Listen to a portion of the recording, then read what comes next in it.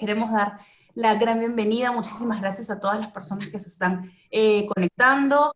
Los dejo con el profesor Enrique Díaz para que pueda comenzar este webinar. Cualquier cosita, por favor, cualquier duda, nos escriben en el chat, cualquier pregunta la pueden ir haciendo. Si ustedes desean hacer la pregunta verbalmente, por favor, levantan la mano, tienen esa opción y le damos la opción para que puedan abrir el micro. Listo, gracias Carla. Buenos días con todos. Mi nombre es Enrique Díaz Tom. En nombre de SAN es un gusto contar con su participación.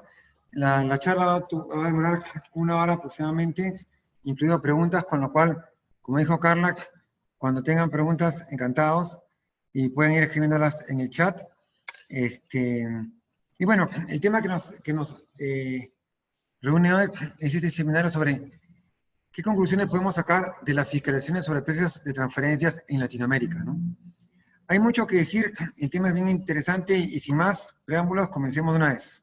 Quería comenzar con este caso de Google, que me parece bien interesante porque, a ver, miren, todos conocemos que es Google, es una empresa ubicada en Estados Unidos, ¿okay?, que se dio hace un poco más de 20 años la marca Google a una Google Island Holding en Bermudas, respecto de todos los derechos que tenía en Europa del Este y África. Vale decir, todos los ingresos que se generaban en Google por sus actividades en Europa del Este y África, como saben, Europa del Este, antes de la caída del muro de Berlín, iban a Google Island Holding de Bermudas, que es en el paso 1. ¿Okay? Después, a su vez, Google Island Holding Bermudas transfirió estos derechos a Google Island Limited, que estaba en Irlanda, ¿okay?, que tenía 2.000 empleados.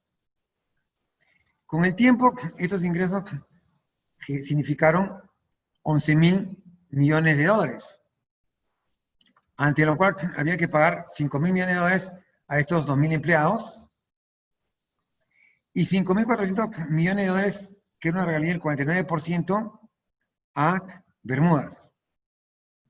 Ahora bien, estos 5.400 millones de dólares que eran las regalías, al momento que ese dinero salía de Irlanda, pagaba un tax royalty, un impuesto por regalías de 12.5, ¿okay?, que significaba 675 millones de dólares. Entonces, esos 5.400 pagaban 675 millones de dólares en Irlanda, y a su vez, cuando llegaban a Bermudas, pagaban 153 millones de dólares. Entonces, al final, ¿cuánto se pagaba por eso? Se pagaba, por un lado, 675 millones de dólares en Irlanda, ¿ok? Y 173 en Bermudas. Ya. 175, 675 en Irlanda más 173 en Bermudas. Entonces, ocurrió que alguien dijo, oye, pero ¿por qué vamos a pagar 675 más 173? Mejor transfiramos esto a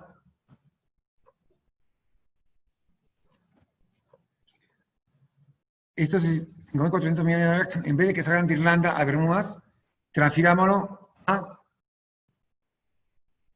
Holanda. Con lo cual, el paso 1 y 2 sigue siendo el mismo, pero se creó un paso 3, que los 5.400 millones de dólares iban de Irlanda a Bermudas, perdón, de Irlanda a Holanda, y de Holanda a Bermudas.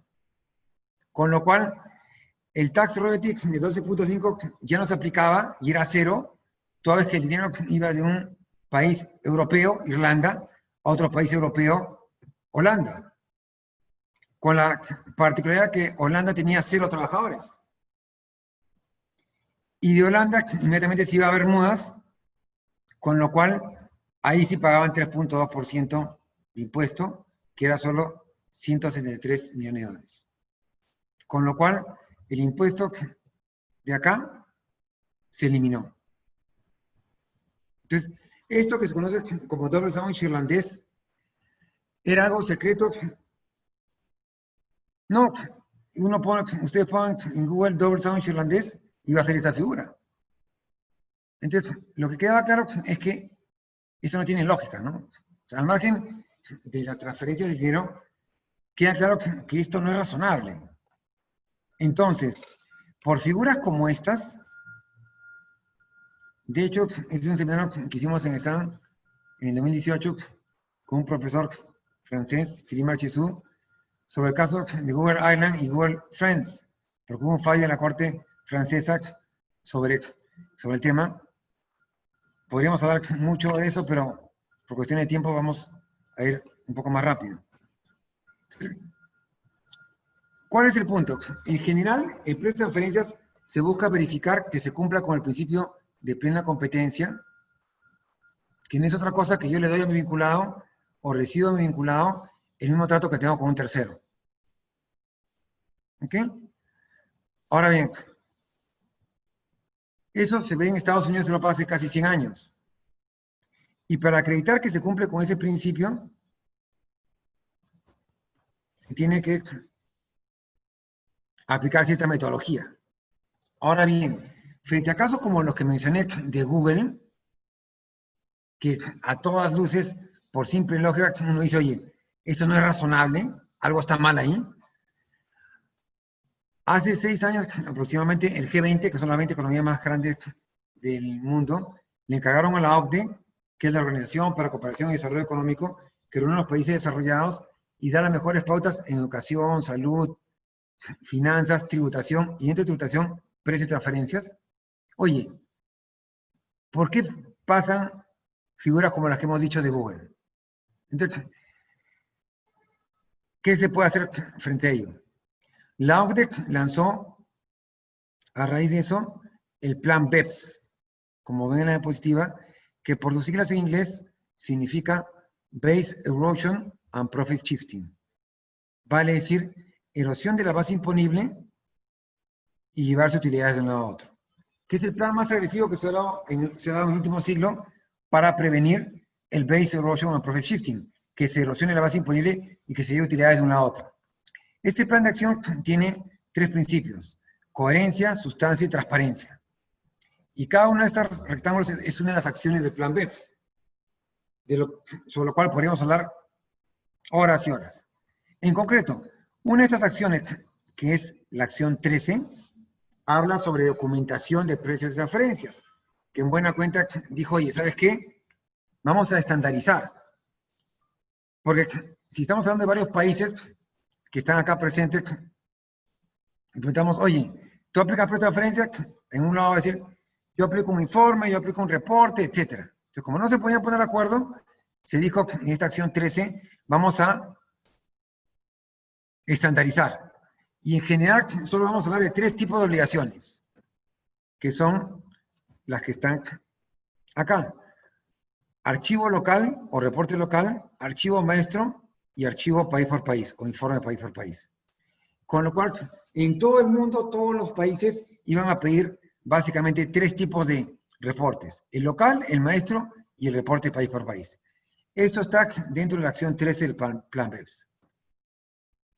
Ahora, en simple, ¿qué nos dicen estos reportes? El reporte local pide las operaciones que tengo vinculadas a las que les aplico la metodología que vamos a ver, para ver si se cumple o no con el principio que mencioné hace un momento. Con lo cual, es el trabajo para ver si la empresa en concreto está cumpliendo con ese principio que mencioné de plena competencia o arm's length respecto a sus transacciones vinculadas. ¿Ok? El reporte siguiente es el reporte maestro, que ya te pide ver cómo está el grupo. Si el reporte local fuese el árbol de mi empresa, para ver cómo está mi empresa, es el arbolito, el reporte maestro es el trabajo que permite ver cómo va todo el grupo, cómo va el bosque. Y el reporte país por país es un cuadro en Excel donde veo cuánto impuesto pago, cuántos trabajadores tengo, cuántos ingresos tengo, etc. Entonces,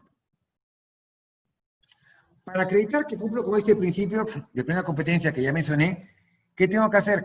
Tengo que aplicar métodos directos o indirectos. Los métodos directos son precio comparable controlado, precio de reventa y costo adicionado. Y los métodos indirectos son partición de utilidades y margen neto transaccional. Estos métodos también los establece la OCDE desde 1979. Ahora bien,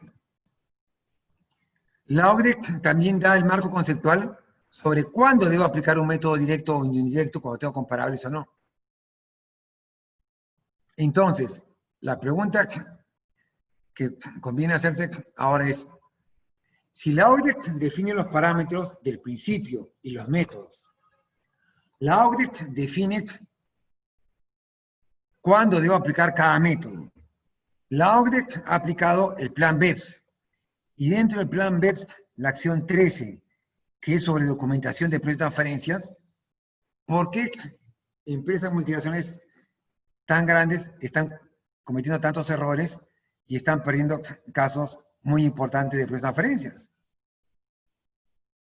Si el principio es el mismo, los métodos son los mismos y el marco conceptual es el mismo.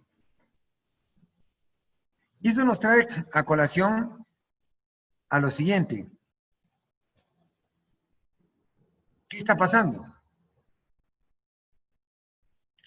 En general, uno de los temas que está pasando es que, si bien el principio es el mismo, la metodología es la misma, los conceptos para ver cuándo aplico cada metodología son los mismos, y el plan de acción es el mismo, en la forma como se incorpora en estas metodologías en los diferentes países latinoamericanos, eso es lo que hace la diferencia, porque hay muchas particularidades que no están siendo tenidas en cuenta por las multinacionales al momento de cumplir con sus obligaciones de precio de transferencias, y eso es lo que está haciendo que estas empresas después pierdan los casos.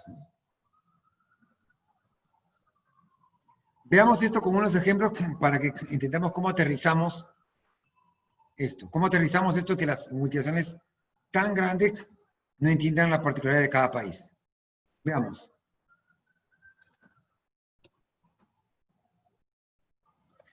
Este es el cuadro de la presión tributaria obtenido de la OCDE.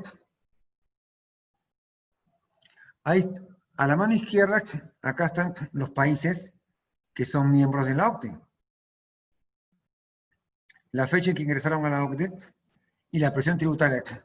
Como saben, la presión tributaria es el porcentaje del PBI, Producto Bruto Interno, de la economía que paga impuestos.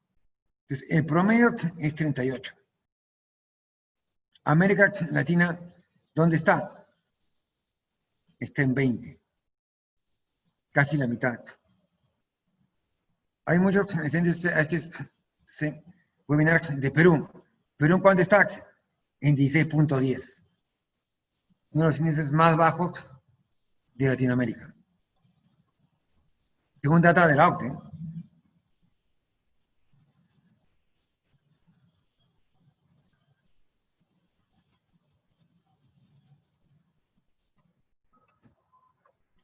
Ahora bien, tenemos entonces una presión tributaria baja. Ahora, ¿qué porcentaje de la economía es informal? Este data de Perú, del Ministerio de Producción, y nos habla de el número total de microempresas por año. ¿Ok? ¿Cuántas de esas microempresas son formales? Y por diferencia, las informales. Con lo cual, las informales son casi el 50%.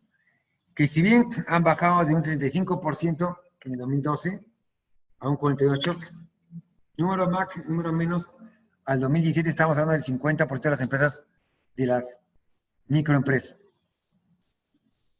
de las micro y pequeñas empresas. Ahora bien, con el tema de la pandemia, ¿cuántos de estas formales se han vuelto informales?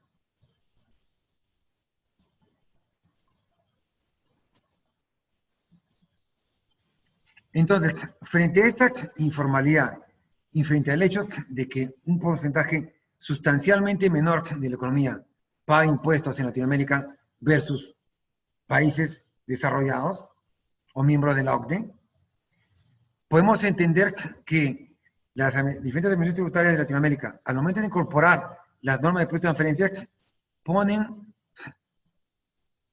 tienen en consideración muchas particularidades de su realidad, que muchas veces no son entendidas por las grandes multinacionales. Y al final, cuando vienen las fiscalizaciones, estas multinacionales tienen problemas. Veamos algunos ejemplos concretos. Miren, este es sacado de la página del FBI, que nos dice que en 1931 Al Capone fue encontrado culpable por evasión de impuestos. Y fue sentenciado a 11 años de cárcel, ¿no? Y unos pagos, etc. Como saben, se dice que Al Capone fue uno de los mafiosos más grandes en Estados Unidos. Y como hace 90 años, al final, fue a la cárcel. ¿Por qué? No probablemente por los múltiples delitos que había cometido, sino por un tema de evasión de impuestos.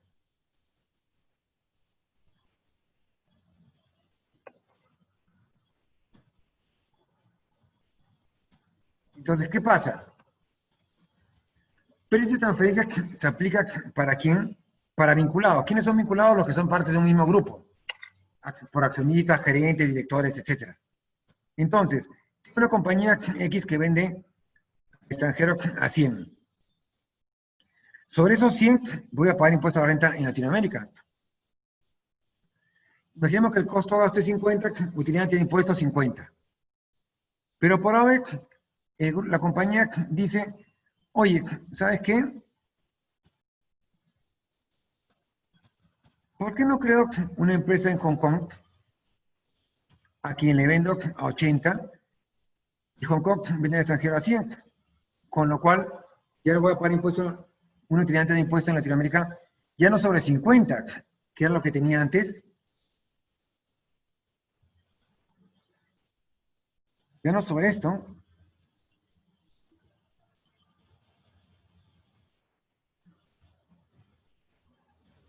Ya no sobre 50, sino sobre 30.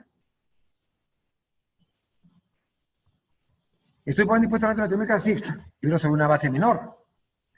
Y la pregunta es, ¿y la diferencia que son los 100 de ingresos menos los 80? Se queda en Hong Kong. Y como Hong Kong tiene un impuesto a la renta territorial, va a decir que paga impuesto a la renta las actividades que se realizan dentro de las islas de Hong Kong. Estos 20 de acá no van a pagar impuesto. Oye, pero el de Hong Kong ¿es vinculado? No es vinculado porque el accionista es el abogado y el gerente es el contador.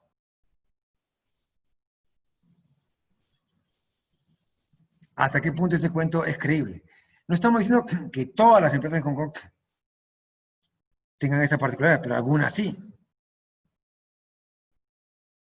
Entonces, frente a esa realidad, es que muchas legislaciones,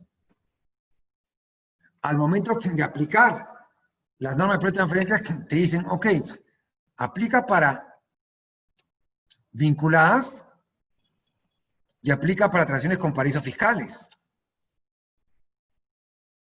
¿Y en Estados Unidos cómo es? En Estados Unidos es solo como vinculados. Y si tengo transacciones con paraísos fiscales, ¿las declaro o no? Depende. Si eres vinculado, decláralas.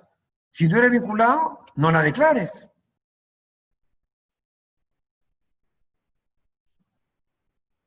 Oye, pero si en verdad soy vinculado y no la declaro diciendo que soy no vinculado, respuesta, le estás mintiendo a la administración tributaria.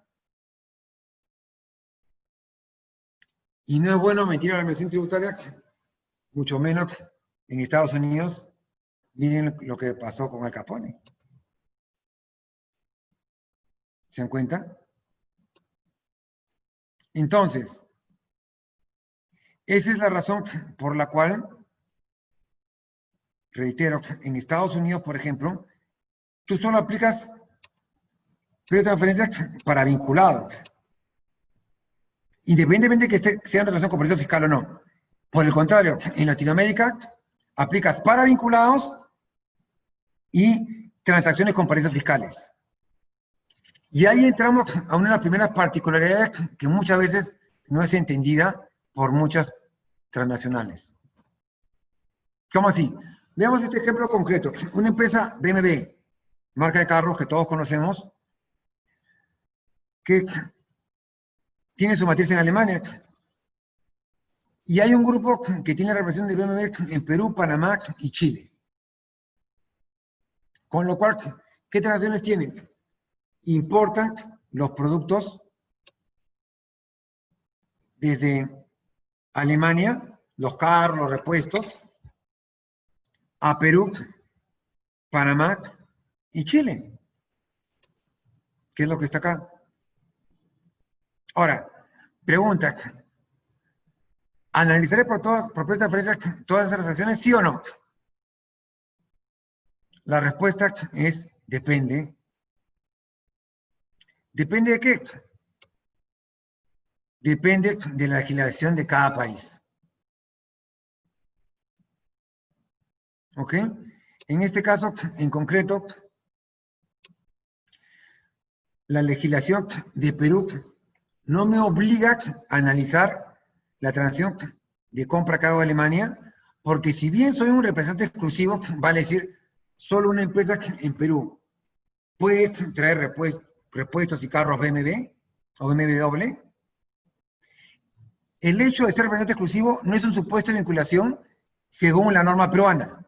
Lo que no sucede con la norma panameña y no sucede con la norma chilena, en donde la representación exclusiva es un supuesto de vinculación. Entonces, miren cómo, ante un mismo grupo empresarial, el grupo X, que tiene la representación exclusiva de la marca BMW en Perú, Panamá y Chile, que realizan las mismas importaciones de Alemania, en el caso de Panamá y Chile, la compra de Alemania tiene que ser analizada por precios de referencias. Por el contrario, en el caso de Perú, la compra que hago de Alemania no es analizada por la norma de precios de referencias peruanas, toda vez que la representación exclusiva no es un supuesto de vinculación. Si quieren les puedo contar toda la historia de por qué en el Perú la representación exclusiva no es un supuesto de vinculación, pero obviamente no viene al caso. Entonces, si este grupo X contrata asesores que no tienen en cuenta las particularidades de las normas chilena, panameña y peruana, va a comenzar los problemas. ¿Se dan cuenta? Otro ejemplo.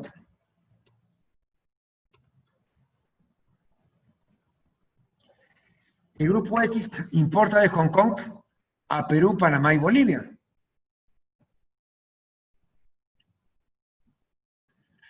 Bolivia, la transacción con Hong Kong, ¿la analizaré? Porque Hong Kong es paraíso fiscal. Depende de la definición de paraíso fiscal que tenga en Bolivia, y Bolivia va a los lineamientos de la OCDE. Por el contrario, en el Perú tenemos los lineamientos de la OCDE y aparte un listado que da SUNAT sobre paraísos fiscales. Por último, en vez de Bolivia tenemos a Costa Rica y Guatemala. ¿Qué pasa? Que hasta ciertos años no teníamos definición de paraíso fiscal en la norma costarricense y guatemalteca. Con lo cual, una vez más, el mismo grupo empresarial que realizaba importaciones de Hong Kong Imaginemos de una empresa que no tiene relación, sino que simplemente está ubicada en Hong Kong. En este caso, la transacción 2 de importación de Hong Kong a Perú tiene que ser analizada. Pero la misma transacción 2 del mismo proveedor, si es en Costa Rica, en Guatemala, no era analizada porque la legislación costarricense y guatemalteca no tenía definición de precios fiscales. Entonces, creo que acá podemos ir viendo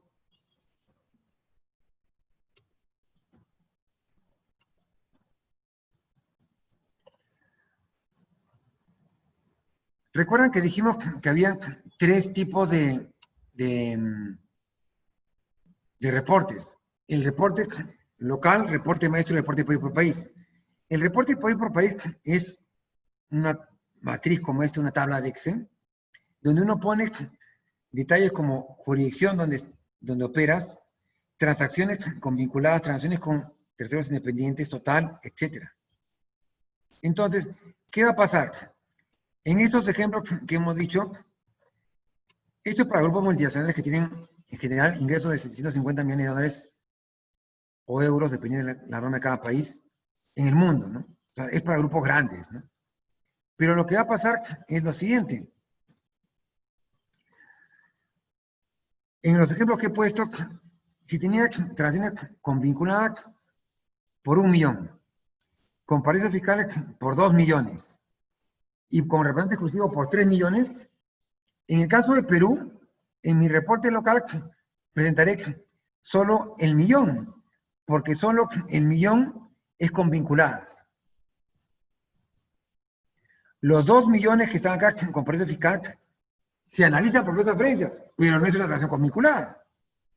Y los 3 millones no es con vinculada y tampoco se analizan. Con lo cual, en el caso de Perú, si el grupo multinacional está en Perú, solo de las 3 transacciones, solo reportaría el millón.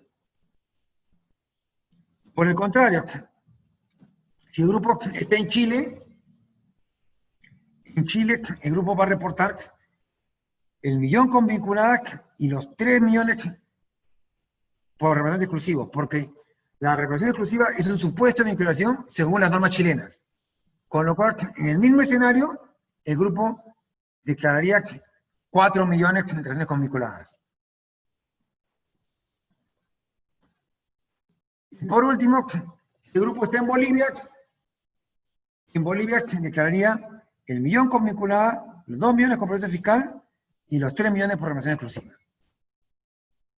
Entonces, lo que quiero decir con esto es que la misma situación, aplicando los mismos elementos de referencia de la OCDE, el mismo plan BEPS, la misma metodología, en el caso de Perú, Chile y Bolivia, se declara algo sustancialmente diferente.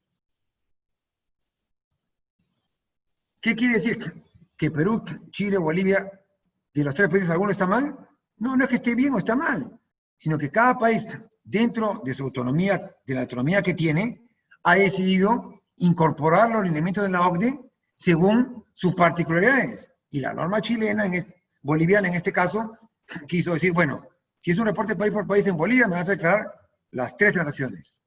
El millón de con vinculada, los 2 millones con presión fiscal y los 3 millones con representante exclusivo. En Chile ya hemos visto y en Perú ya hemos visto. No es que uno esté bien o otro esté mal, simplemente son legislaciones de cada país que hay que respetar. Y ahí creo que llegamos a la primera conclusión que podemos sacar de esto. La primera conclusión que podemos sacar es que aun cuando en Latinoamérica, básicamente, salvo Brasil, se recogen los elementos de la OCDE y todo el marco conceptual de la OCDE, al momento de que esos marcos conceptuales incorporados a la legislación de cada país, se tienen en cuenta muchas particularidades o peculiaridades de la realidad de cada país que muchas veces no es entendida por las empresas multinacionales y eso acarrea una serie de problemas.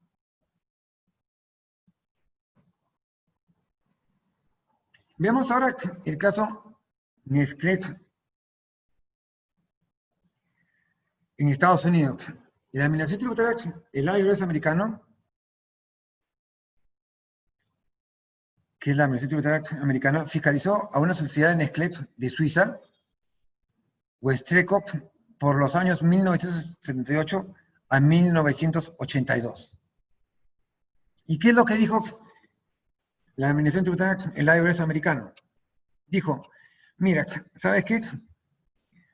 Tenemos Westreco, que está en Ohio, que se dedica a la manufactura de café y té instantáneo. Entonces, Suiza le ponía, le cubría todos los gastos, asumía todos los riesgos y le aseguraba una rentabilidad mínima a Westreco. Y el IRS lo que dijo es, oye, no, esto es muy poco. Esta rentabilidad que está quedando, que está teniendo Westreco en Ohio, es muy poco para las funciones y riesgos que tiene. Porque lo que había hecho la empresa es, oye, por los primeros $350,000 que tengas de gasto-costo, te aseguro una rentabilidad de 7.5%. Por el siguiente $1.000.000 te aseguro 5%. Y por todos los extras que tengas de gasto-costo te aseguro 3.5%. Entonces, en buena cuenta, tú siempre vas a tener una rentabilidad que va a pagar impuestos a la renta en Estados Unidos, por cierto. Ya sea de 7.5%, 5% o 3.5%. Y eso fue un cambio sustancial, porque el fisco americano lo que dijo es, oye, este margen que tienes en Estados Unidos es muy bajo, cuando lo normal era que el fisco americano, en casos como Eli Lilly, Shirley, Bausch & Lomb, de las marcas Ray-Ban o Sandstrand, lo que buscaba es cuestionar la poca rentabilidad que tenían las empresas fuera de Estados Unidos. En este caso, el fisco americano quiere cuestionar la rentabilidad que tiene la empresa Westreco, que está en Ohio, dentro de Estados Unidos. ¿Qué pasó? Para hacer la historia larga corta, la empresa ganó el caso ante la corte y fue un caso emblemático. Con lo cual, el planteamiento que había hecho Nestlé estaba bien. Pregunta, oye, ¿y cuánto, la diferencia, cuánto pagaba de impuesto en Suiza? No sé. No tengo idea cuál será la norma de presta de diferencias en Suiza de 1978 a 1982. Pero eso no está en discusión.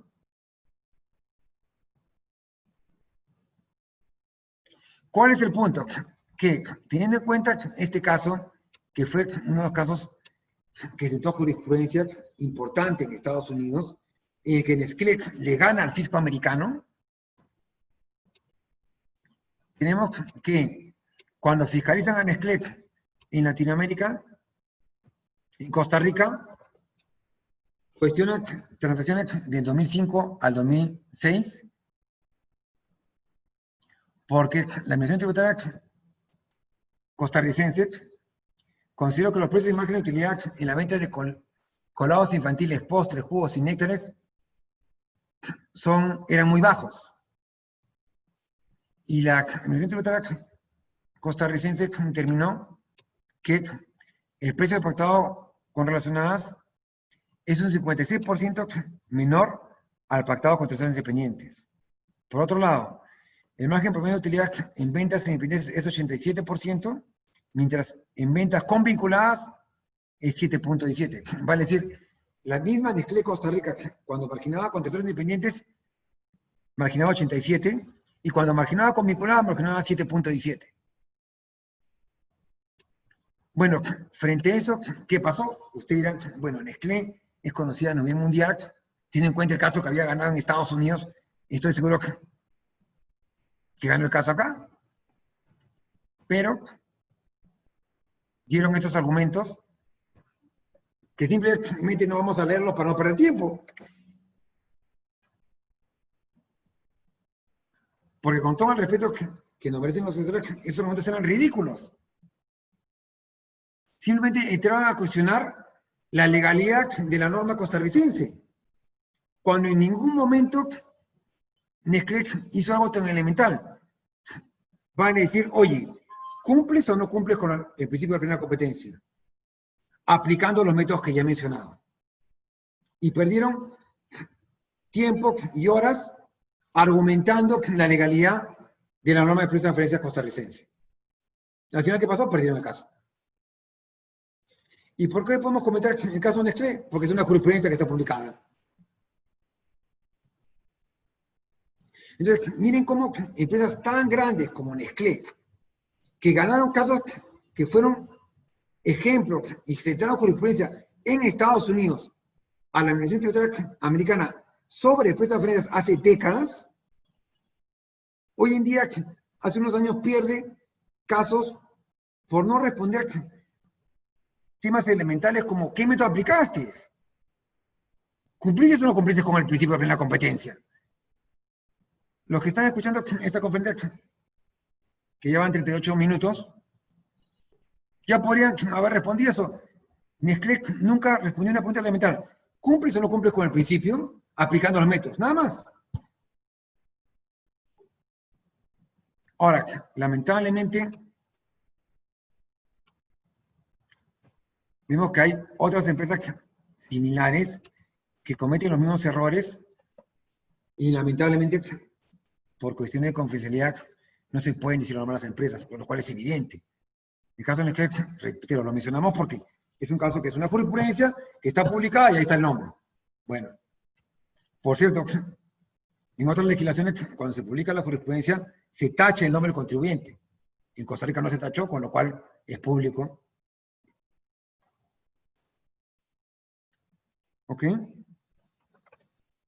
Ahora, ¿cuál es la conclusión 2 que podemos sacar?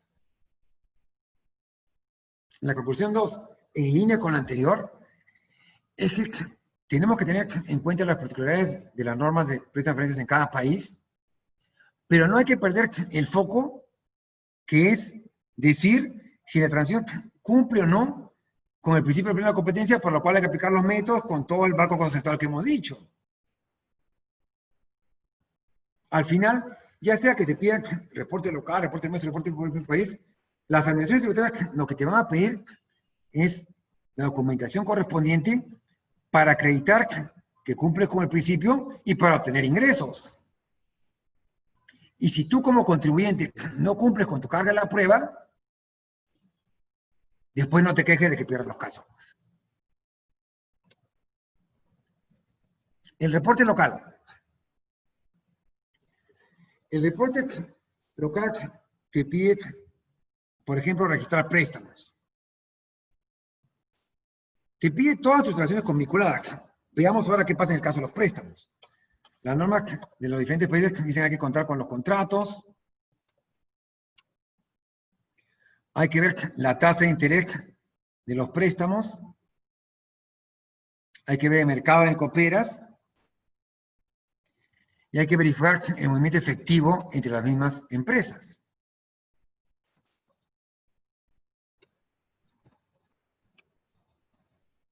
Entonces, veamos este caso. Una empresa de Panamá le presta a Colombia. Le presta a 2% de interés para capital de trabajo. El rango intercuartil de préstamo de tasa de interés está entre 6,44 y está en 7,08. La pregunta es, ¿2% estará dentro del rango? Obviamente no está dentro del rango, pero la primera pregunta es, ¿cómo obtienes este rango? ¿Con tasa de interés Colombia o tasa de interés Panamá?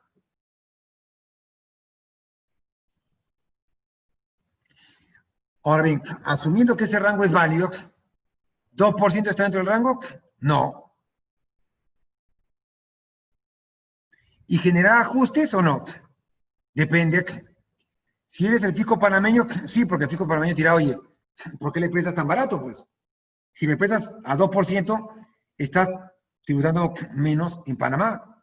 Por el contrario, el fisco colombiano dirá, oye, si te prestan a 2% y el rango es de 6 a 7, perfecto, porque estás deduciendo menos gasto financiero, consecuentemente estás pagando más impuestos ahora en Colombia.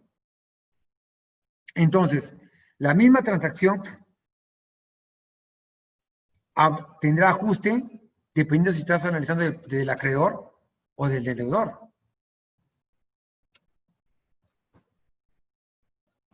Por el contrario, y ahora quien préstamo es Colombia a Panamá, y el rango ya es inferior, lo mismo, 2%, el fisco colombiano dirá, oye, si tú me estás diciendo en tu reporte local que el rango va de 533 a 433, perdón, a 453, 2 es muy bajo, estás pagando menos impuestos en Colombia. Por el contrario, en Panamá dirán, oye, no hay perjuicio porque está deduciendo menos gasto financiero. Pregunta, ¿el fisco colombiano te puede exigir que le prestes más caro? No. Te dirá, oye, ¿sabes qué? Perfecto, préstale a 2. Pero para efectos tributarios, tú vas a tributar impuesto a la renta en Colombia, no sobre una tasa de interés de 2, sino sobre una tasa de interés de la mediana, 4,48.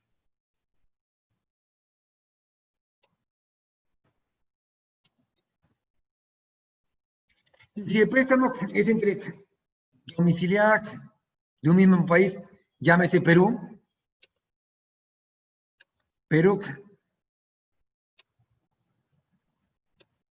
le presta a otra empresa peruana a 0, y el rango va de 4,46 a 4,54. ¿Cero cumple con el principio? No, pues es lógico, no está entre 4,46 y 4,54. Sin embargo, el 0, esa transacción que tasa 0, no se declara en el reporte local de Perú por la forma como la norma tributaria peruana regula el reporte local que se presenta ante SUNAT, que es la Administración Tributaria Peruana.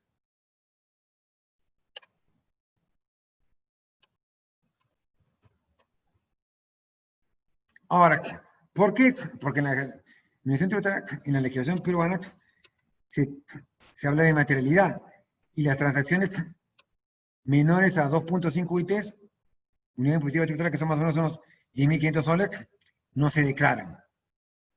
Y como he pactado a tasa 0, 0 obviamente es menor que cualquier monto, con lo cual no se declaran estos anexos. Sin embargo,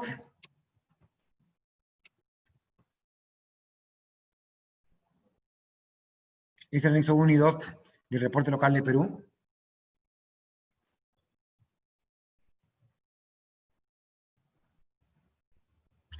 Sin embargo, para terminar acá, en otras partes del reporte local, sí se tiene que mencionar el préstamo. Con lo cual, si la Administración Tributaria hiciese el cruce, podría detectar préstamos a tasa 0. Otros errores frecuentes que pasan con los préstamos. Oye, el préstamo se da en el 2019 por $1 millón. Pero durante el año 2019 hay un desembolso adicional de 2 millones en marzo, y justo antes de fin de año, el 5 de diciembre, amortizo los 2 millones. Y por último, amortizo 900.000 del millón inicial y solo me queda 100.000. La pregunta es, en mi reporte local, ¿qué analizo? ¿Solo los 100.000 que fueron visando a fin de año o todos los préstamos acaecidos entre el 1 de enero y el 31 de diciembre? La respuesta es lo segundo. Todo lo acaecido entre el 1 de enero y el 31 de diciembre. Con lo cual tengo que analizar el millón, los dos, pero muchas veces solo se analiza el saldo a fin de año. ¿Se dan cuenta? Y en El Salvador, ¿cómo se declaran los préstamos? En El Salvador se declara dando los rangos en este formato. ¿Ok? Ahora, si el monto analizado es 7.58 y está el rango back de en lo que se señala. La pregunta es, si estoy fuera de los rangos, debería hacer ajuste.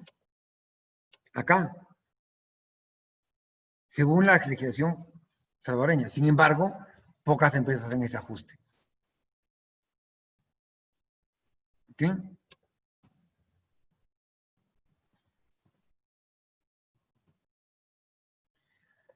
¿Y en Guatemala cómo es?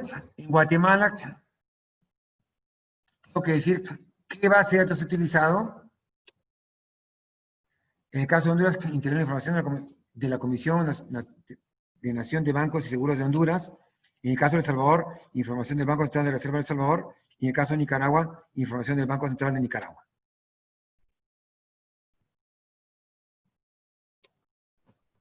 ¿Ok? La conclusión 3 que podemos sacar en el caso concreto de los préstamos. Entonces, miren cómo los mismos préstamos,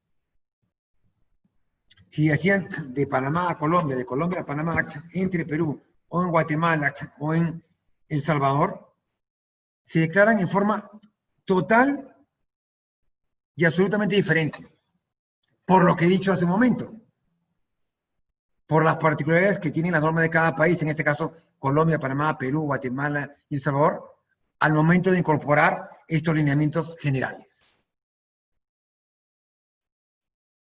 Y esto muchas veces no es tenido en cuenta por las autoridades tributarias, por las empresas multinacionales.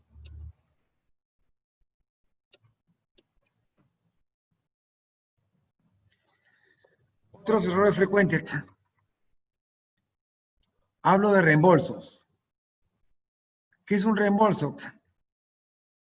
Oye, yo pago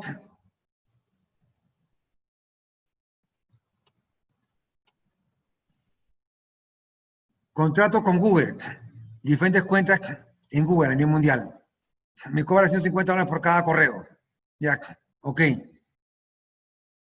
Yo le refacturo eso a mi vinculada y exactamente pago eso al tercero independiente. ¿No? Eso es claramente un reembolso. ¿Para qué también se aplica eso? Para seguros, para pasajes. No es el corazón de la empresa. Ok.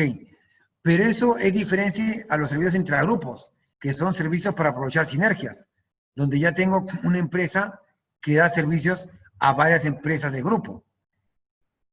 Entonces, vemos que muchas veces los reembolsos se tratan igual que los servicios intragrupos o servicios entre compañías, cuando técnicamente son sustancialmente diferentes. Una cosa es que tú hagas un reembolso por pasaje de hotel, por pasaje de avión, por estadía en hotel, por Google, por seguros. Y otra cosa es un servicio intragrupo que tiene un tratamiento especial en las normas de la OCDE sobre transferencias. ¿Qué es lo que dice la norma de la OCDE?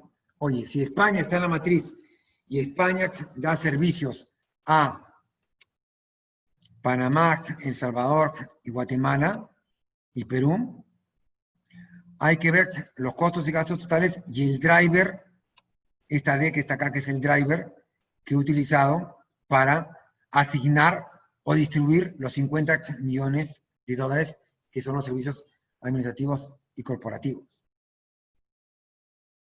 Ahora, ¿esos servicios son de alto o bajo valor agregado?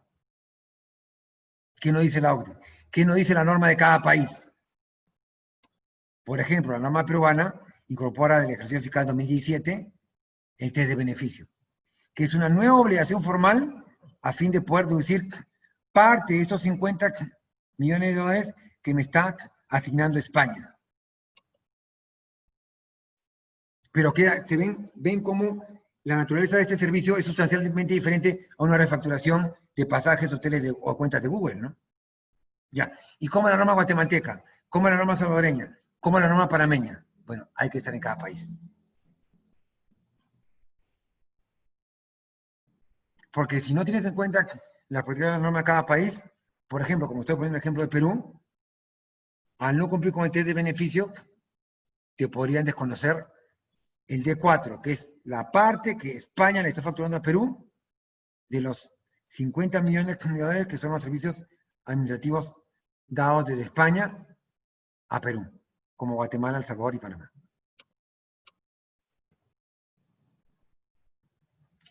Conclusión 4. No hay un adecuado tratamiento o diferenciación a veces entre lo que son reembolsos de servicios intragrupos. Y muchas empresas multinacionales que lo tratan todo junto cuando la naturaleza económica de esas operaciones son sustancialmente diferentes. Y consecuentemente, en los trabajos de precios de referencia deben analizarse en forma sustancialmente diferente.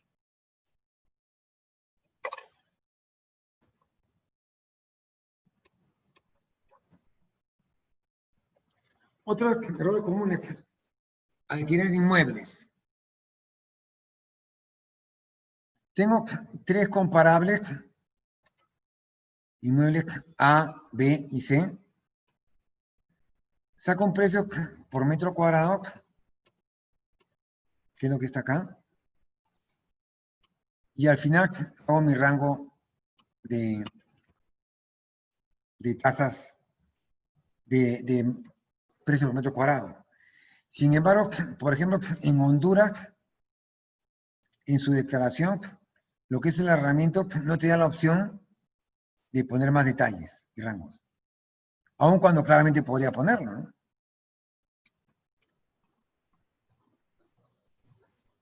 Otro ejemplo, que va en línea con lo que ya te dijimos hace un momento, la distribución exclusiva. En Costa Rica, la distribución exclusiva era un supuesto de vinculación. Con lo cual, si un franquiciador le da la franquicia de Starbucks, por ejemplo, a un grupo costarricense, y el grupo costarricense tenía que cumplir con las normas de preferencias en Costa Rica, tenía que cumplir con analizar todas las transacciones que tenía con sus vinculadas, que era alquiler de local, servicios administrativos, y a su vez regalías pagadas a Países Bajos, porque según la norma costarricense, la represión exclusiva era un supuesto de vinculación. Con lo cual, tenía que ver, oye, ¿cuánto estoy pagando? 2.9 millones de dólares, perfecto. Esos 2.9 millones de dólares, ¿cuánto representan de la regalía? 7%. Y el rango válido es de 2 a 5. ¿Qué quiere decir? ¿Que está mal que le pague 7? No. Puedes pagar 7, pero para efectos fiscales solo podrás deducir, porque hacer tu impuesto de renta en Costa Rica, una regalía que vaya de 2 a 5. ¿Se dan cuenta? Pero, ¿qué pasó en Costa Rica a partir de 2019? A partir de 2019, en Costa Rica, la represión exclusiva se elimina como uno de los supuestos de vinculación, con lo cual el mismo grupo empresarial costarricense que tenía la licencia de Starbucks, en su reporte en 2019 solo analizará el alquiler, los servicios y ya no los 2 millones de dólares. Entonces miren cómo al comienzo hicimos ejemplos sobre represión exclusiva en diferentes países. Ahora, en el mismo país, las normas cambian, porque es así. Y así como estamos dando ejemplos de Costa Rica, podríamos dar de todos los países latinoamericanos. Entonces, la conclusión 5 que podemos sacar, que es, una vez más, al momento de determinar qué analizo, qué es lo primero, tengo que ver la normativa de cada país por ejercicio fiscal. ¿Por qué? Porque en Latinoamérica se presentan las obligaciones de transferencias en forma anual. Y si no lo haces, tienes multas muy grandes, salvo Costa Rica, que todavía no tiene fecha de vencimiento. Por el contrario, en Estados Unidos y Europa, tú tienes que tener tu reporte local guardado en tu cajón. Y solo cuando la Administración Tributaria te lo pide, ahí lo presentas. Oye, pero ¿por qué Estados Unidos y Europa es así y Latinoamérica es diferente. Bueno, vayan a la diapositiva que vimos sobre la presión tributaria y con esos números podremos entender por qué en Latinoamérica, cuando se incorpora la norma de precios de referencias, se pide la declaración anual. ¿Eso quiere decir que Latinoamérica está bien y Europa mal? ¿O por el contrario, Europa bien y Latinoamérica mal? No, simplemente son realidades diferentes que hay que tener en consideración, nada más. Esa es la conclusión 5.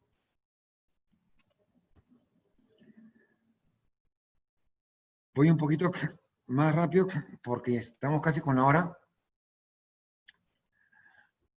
Miren, otro ejemplo, en Chile se tenía que Chile es parte de la OCDE. Su declaración jurada 1907, donde reportaba el declarante, resultado operativo, ajuste de precios de referencias en el casillero C60, tipo de ajuste, y en tipo de ajuste era contabilidad, ajuste, no hubo ajuste, y diferentes temas. Pero Chile acaba de incorporar nuevas normas de precios de referencias. Los problemas frecuentes que vimos en Chile es que no había necesariamente cruce de información entre la declaración jurada 1913, 1937, que es el reporte del país, 1929, el reporte de operaciones del exterior, y 1930, que era endeudamiento con el exterior. Si tú cruzabas esa información, muchas veces no cuadraba. Y ojo, hablo de grupos empresariales chilenos muy, muy grandes. Ahora bien, eso era hasta hace poco, pero Chile acaba de incorporar lo que viene a ser el reporte local a través de la base legal que están viendo ahí. En buena cuenta, en Chile hoy en día, dentro de la línea del plan BEPS que mencioné,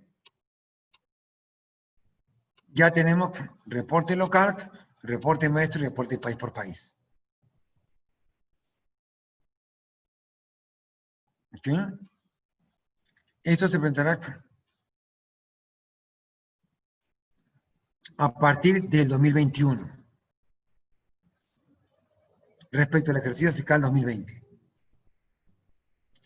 que es un mucho mayor detalle a lo que era la declaración jurada anual sobre precios de referencias 1907, porque esta declaración jurada, que ahora se llama 1951, obedece a lo que hemos dicho, el reporte local del plan BEPS. A su vez, a partir de 2021, en Chile también vamos a tener que presentar ahora reporte maestro, que viene del plan BEPS, que hemos mencionado, y en el reporte país por país no existe modificación. Básicamente es a nivel de reporte local y reporte maestro. Una vez más, esto que nos ha dado hace no más de 2 meses, y que recién se va a quedar en junio de 2021, respecto al ejercicio fiscal 2020 en Chile, si no es tenido en cuenta por diferentes grupos multinacionales, después puede acarrear grandes problemas. Ahora, ¿cómo va a ser la presión en Chile? A través del expediente electrónico. Miren cómo lo que te pide la norma chilena es muy interesante. Te pide las contrapartes, te pide ser intangibles. ¿Se dan cuenta?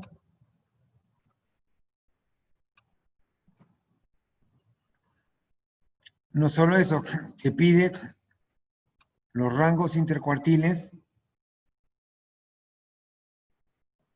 por operación, cuartil inferior, mediana, cuartil superior.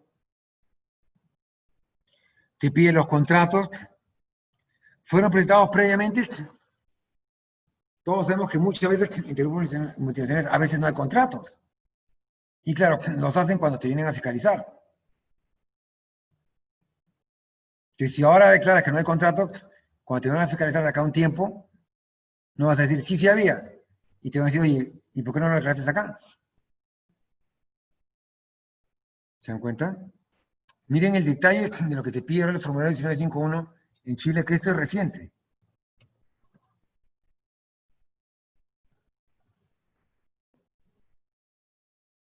Te pide información financiera, como lo que está acá, resultados operativos. Te pide análisis de comparabilidad por cada operación. ¿Recuerdan que hemos dicho que teníamos alquileres, teníamos préstamos, teníamos servicios administrativos? Ya. Te va a pedir todo este detalle. La metodología, la parte analizada. El análisis es de un año o de varios años. ¿Hay comparables internos o externos? Y todo lo que pueden ver acá. ¿Se dan cuenta? Habla sobre información financiera segmentada de la entidad local. Ah, tú vas a aplicar el margen neto. Ya, pero segméntame tu actividad y diferénciame lo que es manufactura, distribución y servicios. Y en cada una de ellas, dime cuánto es con vinculadas y cuánto con no vinculadas. Entonces, obviamente, en todo lo que son con vinculadas, van a prestar mayor énfasis.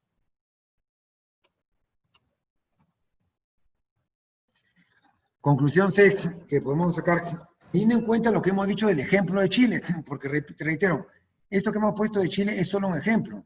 Así como ha puesto Chile, también podríamos haber puesto otros países. Conclusión que podemos sacar acá es que las normas de cada país en prestas de también van cambiando. Cambió en Costa Rica, está cambiando en Chile, y están incorporando los lineamientos BEPS. Pero una vez más, al momento de incorporar, hay muchas particularidades propias de la norma de cada país que otros países latinoamericanos no la tienen. Ahorita hemos hablado de Chile, pero podríamos hablar de otros muchos casos más. Y al no tener en cuenta esas particularidades es cuando vienen los problemas. Si no, miren qué pasó con Nestlé. Muy rápido nomás para ir terminando. En Panamá, muchas veces vemos que hay inconsistencias entre el estudio de pretransferencias, el formulario 930, que es la declaración informativa de pretransferencias, que tiene un resumen de relaciones con vinculadas, y en la declaración del impuesto a la renta. ¿Cómo así?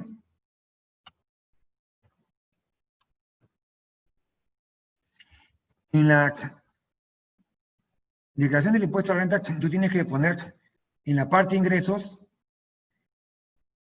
operaciones con compañías relacionadas, claramente. Y en la parte de egresos, operaciones con partes relacionadas del exterior o locales. Entonces, muchas veces ponen 0 acá. Y por otro lado, en el formulario 930 y 930, que se presenta, bueno, en junio de cada año, pero este año 2020 se ha presentado el septiembre hasta el miércoles de la semana pasada, por el tema del COVID. Ahí declaro todas mis transacciones con vinculadas y declaro estas. He tenido con Guatemala, Nicaragua, Costa Rica, Guatemala, etc. Entonces la pregunta es, ¿cómo en mi formulario 930 voy a declarar estas transacciones que estoy sombreando en rojo cuando en el que presenté 3 meses antes en mi declaración de impuesto a la renta en Panamá, he dicho que no tenía transacciones vinculadas ni de ingresos ni de gasto-costo? No es lógico, ¿no?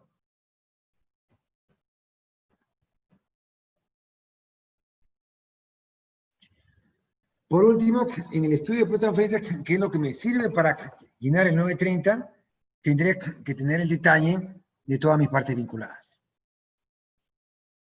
Entonces, si en el 930 tengo el detalle que viene del estudio de pretransferencias, lo lógico sería que en la declaración del impuesto a la renta, que presento la misma distribución tributaria panameña, los montos coincidan. y muchas veces no coinciden. Acá estoy aportando 279.005.64 dólares o balboas convinculadas, y en el reporte que presenté 3 meses antes, interacciones convinculadas de ingresos he declarado 0, de costo 0. 3 meses después, declarado 279.000. Oye, ¿cuál vale? También podemos verlo, esto en la DIAN, en Colombia, que es la Dirección de Impuestos y Aduanas Nacionales, donde en el formulario 2516 te pide ajustes que signifiquen mayores ingresos o menores costos o deducciones por transferencias. Claramente te pone la administración tributaria colombiana este concepto en su declaración, reporte local, que es sustancialmente diferente a lo que hemos visto en otros países. Por último, en Ecuador evalúo ratios. Y el ratio de mi empresa está, el ratio de los comparables está entre 5.20 y 8.30. Y mi empresa está a nivel financiero en 4.55 y a nivel tributario en 7.27. La pregunta ¿cuál es? ¿Cuál tomo? ¿El 4.55 que es el financiero que está por debajo y implica ajuste? ¿O el 7.27 que es el tributario que está dentro del rango y no hay ajuste? La diferencia entre tomar el financiero es que hay ajuste, tributario no hay ajuste. ¿Cuál uso? Como última conclusión de esto, y como para ir cerrando, reitero, hay que tener en cuenta las particularidades de la norma de cada país, pero tampoco marearnos en el detalle. No va a haber nadie que sepa más de transferencias en Ecuador para llenar este formulario, o en Colombia para llenar el formulario anterior, como un ecuatoriano, un colombiano, o un panameño, etc. Y el punto es que hay que cumplir con cada una de esas particularidades, pero también no debemos llevar al extremo de que, ok, cumples, pero no eres consciente si hay ajuste o no. Porque si hay ajuste, es bueno que lo hagas voluntariamente y no que esperes a la administración tributaria que te haga el ajuste. ¿Se dan cuenta? Entonces, tener en cuenta las particularidades y detalle de la norma de precios de referencia de cada país latinoamericano, sí. Pero que eso no nos haga perder la brújula y el norte a fin de ver si como grupo multinacional, además de cumplir con la norma de precios de referencia de cada país, con todas las particularidades que quieran, veo y analizo si tengo o no ajustes. Porque si los tienes, realmente tienes que hacerlos en forma voluntaria y no esperar a que llegue la administración tributaria. Porque cuando llegue la administración tributaria a tocarte la puerta, ya va a ser muy tarde. Por último, invitarlos a este curso que comienza el 26 de octubre por ESAN, es totalmente en línea. Es el tema de precios de referencia en Latinoamérica. Se va a invitar a especialistas de cada país, dependiendo de dónde son la mayoría de los alumnos. Y vamos a ver cosas como las que hemos dicho, ¿no? Que ojo, que tienen impacto directo en el pago de impuestos. ¿Sí? Eso es ahora lo que quería comentarles hoy. Y atentos a cualquier pregunta que tengan. Me pregunta a David Guerrero, ¿qué debe considerarse a fin de decidir si realizar o no un ajuste en la declaración de renta a la hora de prestar la declaración? A ver, ahí básicamente tienes que tener en cuenta si hay perjuicio de autoridad fiscal. Por tu segunda pregunta, veo que Adaí es de Perú. En la ley de impuesto a la renta, bueno, en el Perú el tema de impuesto a la renta se regula en la ley de impuesto a la renta y demás normas reglamentarias y complementarias. Entonces, la norma peruana dice claramente que hay ajuste cuando habrá perjuicio de autoridad fiscal, y define perjuicio de autoridad fiscal como menor pago de impuesto a la renta en el Perú en el ejercicio, con lo cual son dos supuestos, o menor pago de impuesto a la renta o diferimiento. En cualquiera de esos casos tendrás que hacer ajustes, ¿no? Tomando en consideración este año típico para las economías, desde la posición de los declarantes que ir tomando en consideración, ¿qué deben ir tomando en consideración de cara a la presentación de la declaración de renta de 2020? En términos de contratos con vinculadas, intereses, y ya pensando en los comparables, ¿cómo determinar qué variables emplear a la hora de decir qué comparables emplear? Bueno, lo que se debe ir haciendo, ciertamente este año va a ser un año totalmente atípico. Probablemente muchas empresas van a tener márgenes bajos. Lo que se tiene que tratar de hacer es el análisis desde ahora, antes que termine el ejercicio fiscal, para ver si esos menores márgenes operativos obedecen a transacciones con vinculadas o a transacciones con terceros.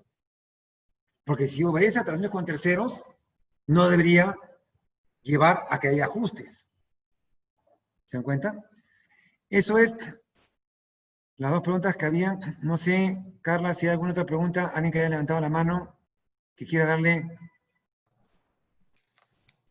Sí, Pierre nos está preguntando que usted mencionó los préstamos a vinculadas sin intereses, que no se declaran, pero se declaran con cero en algunos casos. Ya, la respuesta es que depende de la norma de cada país. Ojo, dije en el caso concreto de Perú, no se declara porque la norma tributaria peruana, cuyo detalle no viene al caso mencionar ahora, especifica que se declaran transacciones por montos mayores a 10.500 soles, unos 3.000 dólares. Con lo cual, en un préstamo a cero, ¿qué es lo que he pactado? Cero de menor a 3.000 dólares, sí, con lo cual no declara nada. Eso no quiere decir que un préstamo a cero esté bien, por cierto. Lo que estoy diciendo es que en la norma tributaria peruana no se declara. Y en la norma de Panamá es otra cosa, en la norma de cada país, depende de cada país, ¿no? Y pregunta, ¿cuáles son los límites para estar obligado a presentar el reporte maestro y el reporte país por país? ¿Quiénes elaboran esto en la casa matriz? A ver, el reporte maestro, como dije, es una especie, es un estudio donde hago una especie de mapeo del bosque para ver cómo está todo el grupo en general. Quiero ver cuáles son las empresas que tiene grupo en cada país, qué funciones y riesgos tiene cada país, pero obviamente eso tiene que obedecer también a la norma de cada país, porque si bien esto viene dentro del plan BEPS, la norma peruana establecerá unos supuestos, la colombiana otros, y la panameña otros, etc. Ahora bien, ciertamente hay elementos comunes. Por ejemplo, te van a pedir el organigrama de grupo. El organigrama de grupo es el mismo, pues, ¿no? Lógico, ¿no? Ahora, ya habrá detalles que va a pedir cada país. Y el reporte país por país, ¿quién lo presenta? Quien lo presenta es para grupos multinacionales que en general tengan ventas mayores a 720 o 750 millones de dólares o euros. Depende de cada país. Cada país también al incorporar esto pone ciertos límites. Algún país podrá, oye, tanto en moneda nacional que al tipo de cambio equivale a 700, otros 720. Pero digamos que los montos fluctúan por ahí. En general se presentan a las administraciones, a las matrices. Vale decir, si es un grupo que tiene su matriz en Suiza, la matriz en Suiza presentará al fisco suizo el reporte país por país de todo el grupo. Ahora bien, si ese grupo tiene presencia en Perú, en Panamá, en Chile, probablemente la legislación de Perú, Panamá y Chile te pida que informes algo sobre quién está declarando. ¿Quién lo hace? Generalmente lo hacen asesores externos, ¿no? Para salvaguardar la independencia. Ahora, depende de la norma de cada país. Muchas normas no te exigen que sea un asesor externo. Puede hacerlo alguien interno, ciertamente, ¿no? Carla, no sé si hay alguna otra pregunta, por favor. ¿O alguien que haya levantado la mano? No, profesor, esas son todas las preguntas que tenemos. Por favor, si hay más. Aquí, Carla Díaz nos acaba de hacer otra pregunta. A ver, en relación a la prestación de servicios de asesoría, ¿existir algunos incurridos en plataformas o herramientas que sirven de apoyo a la prestación de servicios? ¿Eso se pueden considerar como refacturaciones? A ver, en relación a la prestación de servicios de asesoría, o sea, te van a decir, tengo una vinculada que me da asesoría. Y existir algunos gastos incurridos en plataformas o herramientas que sirvan de apoyo en la prestación de servicios, ¿eso se puede considerar como refacturaciones? Creería que no, ¿no? Porque va a decir, ok, Estados Unidos me da servicio de apoyo, pero para ello tiene que contratar un software. Habría que ver cuáles son esos gastos incurridos en esa plataforma para ese servicio. Si es un tema como Google, parecería que eso sí puede ser una refacturación, porque Google te cobra por cada usuario.